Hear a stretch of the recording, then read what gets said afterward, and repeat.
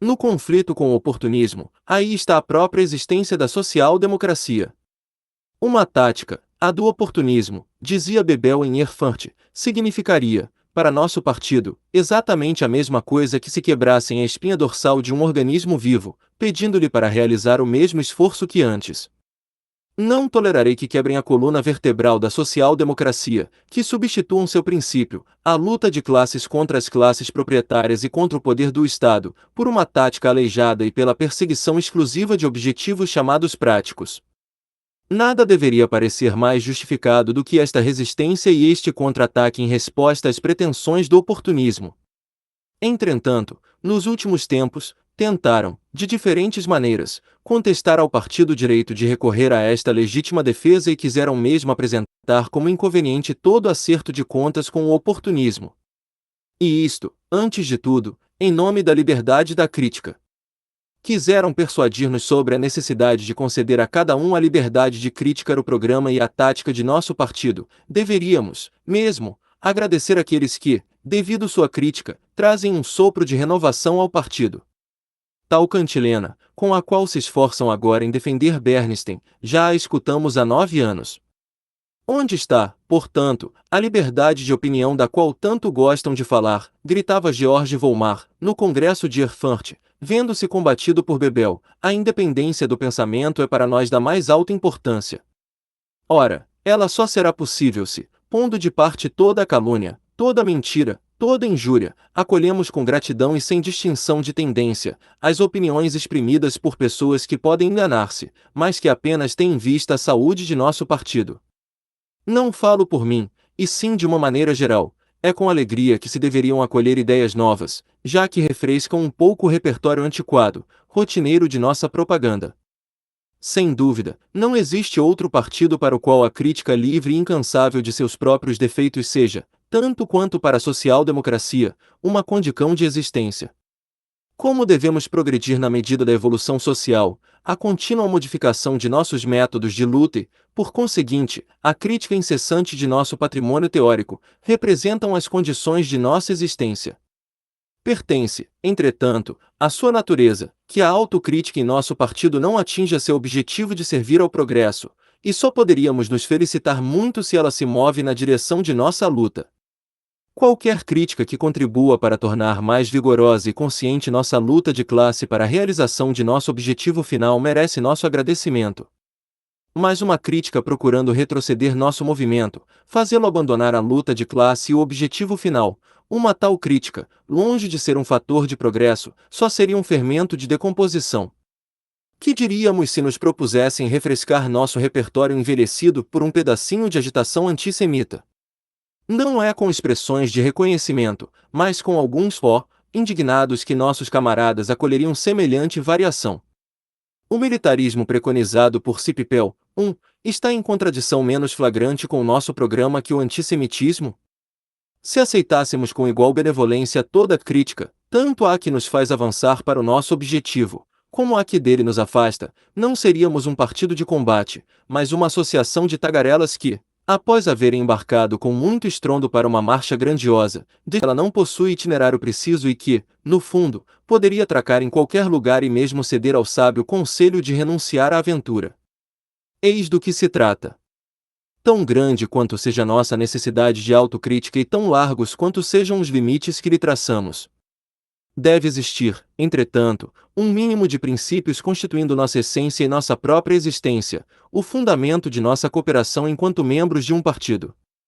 Em nossas próprias fileiras, a liberdade de crítica não pode aplicar-se a tais princípios, pouco numerosos e muito gerais, justamente porque formam eles a condição prévia de toda atividade no partido e, por conseguinte, também de toda a crítica exercida acerca desta atividade. Não temos de tapar os ouvidos quando tais princípios são criticados por qualquer um que se ache fora do nosso partido. Mas também, por mais tempo que o consideremos como fundamento de nossa existência enquanto partido, a eles devemos permanecer ligados e não deixá-los abalar por nossos membros. A este respeito, só podemos conceder uma liberdade, a de pertencer ou de não pertencer a nosso partido. Não coagimos ninguém a marchar em nossas fileiras, mas se alguém o faz voluntariamente, somos forçados a supor que aceitou nossos princípios. De outro modo, se a cada dia recolocamos em questão os fundamentos de nosso programa e de nossa tática, não verão por que os anarquistas, os nacionais sociais, do pastor Naumann, os partidários da reforma moral, não seriam admitidos no partido em nome da livre crítica, já que, então, nada haverá de sólido, de intangível, de delimitado em nossa Constituição. É verdade que, então, deixaríamos de ser um partido político distinto dos outros partidos por princípios determinados. Desta forma, a liberdade da crítica encontra seus limites práticos em nossa própria essência enquanto partido político. O que constitui o mais próprio de nós mesmos, a luta de classe, não poderá ser objeto de uma livre crítica no partido. Não podemos nos suicidar em nome da liberdade da crítica. Mas o oportunismo, como justamente disse Bebel, tende a quebrar nossa espinha dorsal, portanto, a nos destruir enquanto partido da luta de classe.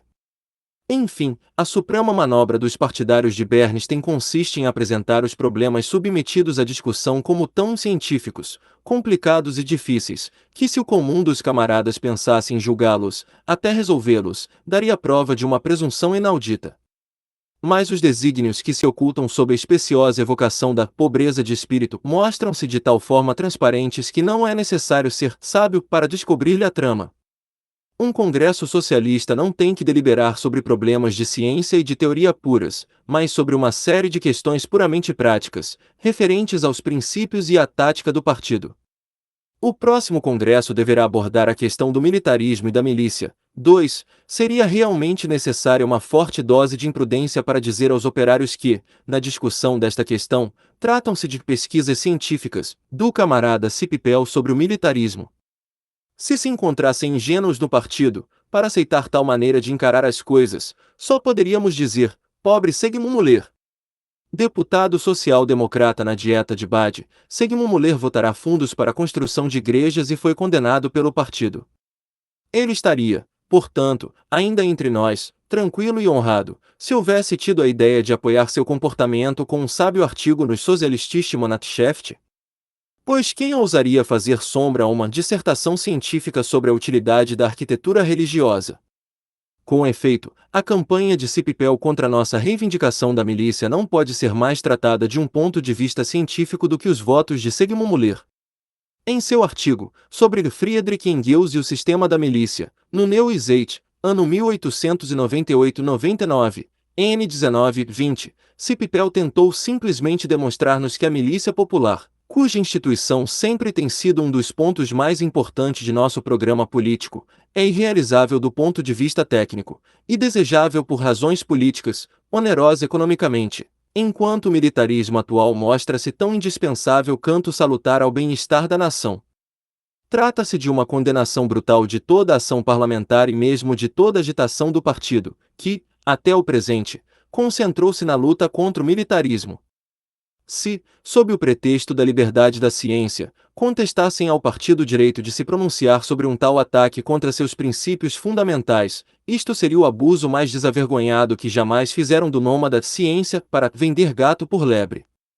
Da mesma forma práticas, e não científicas, são as questões que figuram no ponto 5 da ordem do dia do próximo congresso que se referem à tática do partido. Cumpre esperar que não a apresentação como uma questão científica, inacessível ao julgamento dos delegados, a tática praticada no decorrer das eleições à Dieta da Baviera. Ainda na obra de Bernstein, existem duas partes, uma, teórica, onde Bernstein expõe sua opinião crítica sobre a teoria do valor, das crises, da concepção materialista da história, e a outra, prática, onde trata dos sindicatos, das cooperativas, da política colonial e da atitude em relação ao Estado atual, bem como em relação aos partidos burgueses. A primeira parte, por certo, não é da competência do Congresso do Partido, ninguém jamais pensou em fazer o Congresso votar sobre a teoria do valor ou das crises.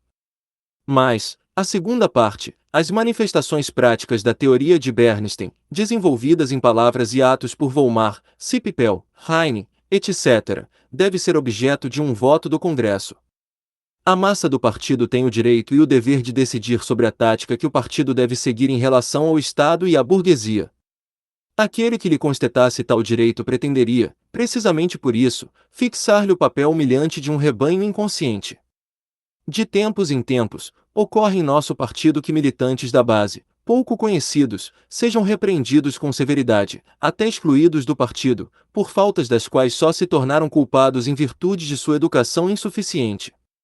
Faltas bem mais graves, cometidas por camaradas eminentes, deveriam parecer impunes porque os citados camaradas sabem temperá-los com um molho teórico. Se assim fosse, não diriam que, também em nosso partido, os grandes ladrões enfoleam os pequenos? A liberdade de crítica e o caráter sagrado das pesquisas científicas devem permanecer intangíveis.